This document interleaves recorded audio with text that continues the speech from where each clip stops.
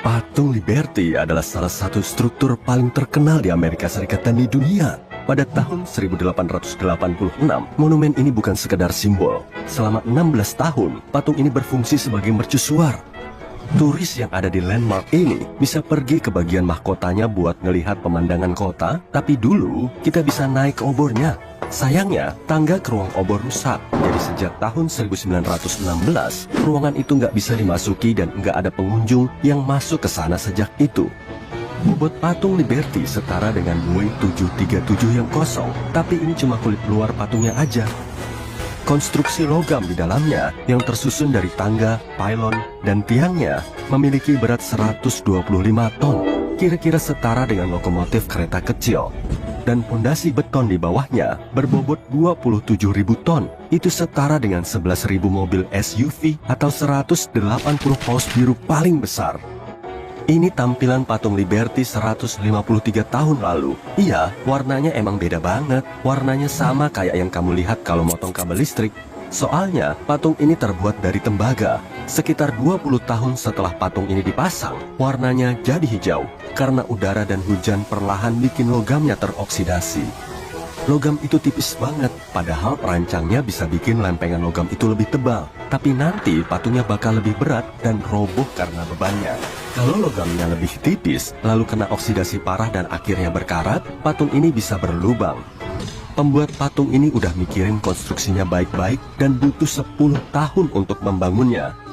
Pekerja bangunan harus bikin komponen patung yang terbuat dari plesteran dulu. Ini kepalanya, lempengan kayu dipasang sejajar, lalu ditekan pada modelnya. Bagian pinggiran lempengan itu dibentuk biar meniru bentuk dan lekukan patungnya. Ini bisa juga dibilang cetakan. Lalu, struktur kayu itu diletakkan di lantai dan dilapisi dengan selembar tembaga. Nah, tembaga itu dibentuk sesuai dengan lekukan patung menggunakan palu dan alat pres. Lalu, bagian dalam lempengan tembaga diperkuat dengan strap besi. Prosedur ini diulangi 350 kali. Sebanyak itulah lempengan tembaga buat bikin patung Liberty. Tapi kalau disatukan gitu aja, patung ini pasti runtuh karena terlalu berat atau mungkin tertiup angin. Disinilah peran Gustave Eiffel. Dia adalah insinyur Prancis yang nantinya membangun struktur logam paling terkenal di dunia, Menara Eiffel. Gustave Eiffel merancang pylon besi yang berfungsi sebagai penopang patung Liberty. Lalu ditambahkan struktur logam lebih kecil di sekelilingnya. Nantinya 350 pelat tembaga tadi dipasang ke pylon itu. Nah, di sini kamu bakal udah bisa ngelihat bentuk patung ini. Struktur logam itu membentuk obor, kepala, dan tabula di tangan kirinya. Berat struktur logam ini emang lebih dari 100 ton, tapi masih cukup fleksibel kok. Jadi, sekarang pun patung Liberty yang udah jadi ini sedikit berayun. Kalau anginnya kencang, bagian atas patung ini bisa berayun 10 cm. Edward de la Boule adalah penggemar berat karya Bartholdi dan mendorong rakyat Prancis untuk menggalang dana buat patung ini. Warga Amerika ngumpulin uang buat membayar alas patung ini. Bartholdi menyelesaikan lengan Lady Liberty yang membawa obor beberapa tahun sebelum keseluruhan desainnya selesai. Lengan itu kemudian dipajang di Madison Square Park biar orang-orang melakukan donasi untuk patung itu. Menggalang dana dari rakyat Amerika susah banget, sampai akhirnya penerbit Joseph Pulitzer turun tangan. Dia mulai mendorong orang-orang buat berdonasi. Dia janji nama donatur akan disebutkan di korannya yang terkenal, New York World. Hal ini menarik lebih dari 120.000 donasi dan mengumpulkan cukup dana untuk menyelesaikan patung itu. Akhirnya, patung Liberty selesai dalam 10 tahun.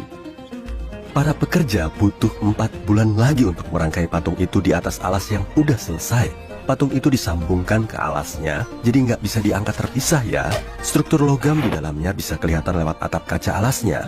Meskipun bagian dalamnya masih dikerjakan, kamu bisa ngelihat kecantikan patung ini. Ada fondasi bentuk bintang di alasnya yang merupakan reruntuhan Fort Wood di pulau itu. Selanjutnya, ada alas granit yang punya dek observasi sendiri, lalu patung Liberty-nya. Sekarang, kita lihat bagian dalam strukturnya yuk. Lalu kita coba ke puncaknya. Nggak kayak yang dikira orang-orang sebelumnya. 7 ujung lancip di patung Liberty bukan mewakili 7 benua dan 7 samudera. Ujung lancip itu mewakili sinar matahari dan lingkarannya adalah halo. Patung Liberty kayak nyambut imigran yang datang dengan perahu dengan ucapan, "Halo, selamat datang." Ada lift di patung Liberty loh, tapi cuma muat buat 3 orang dan dipakai buat keadaan darurat. Waktu naik ke puncaknya, kamu bisa ngelihat gimana lempengan tembaga itu dipasang ke rangka besi. Kamu juga bisa ngelihat detail patung itu, kayak lipatan gaun dan bahkan rambutnya.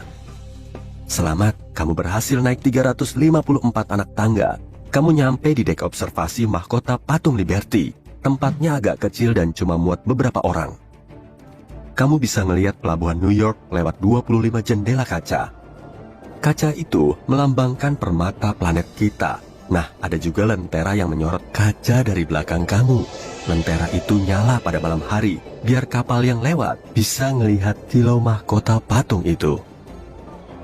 Sebenarnya, turis nggak boleh masuk ke obor patung Liberty, tapi kalau buat kamu, boleh deh. Kalau mau masuk ke obor itu, kamu harus turun dulu, kira-kira ke leher patungnya. Ada pintu yang mengarah ke jalan sempit di lengan kanan patung ini. Terus, kamu harus naik tangga ke pergelangan tangannya. Nah, ada tangga lagi yang harus kamu naiki ke gagang obornya. Buka pintu berbentuk silindernya dan kamu sudah sampai. Kamu ada di dek observasi tertinggi di patung Liberty.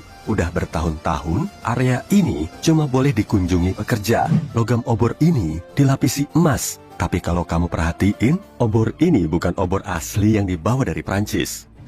Tahun 1986, sekitar 100 tahun setelah patung Liberty dipasang, hujan dan air yang bocor bikin obornya rusak dan harus diganti. Awalnya, obor yang lama dipajang di dalam alas patung Liberty, di pintu masuknya. Tapi ada museum baru di pulau itu dan obornya dipindahin ke sana.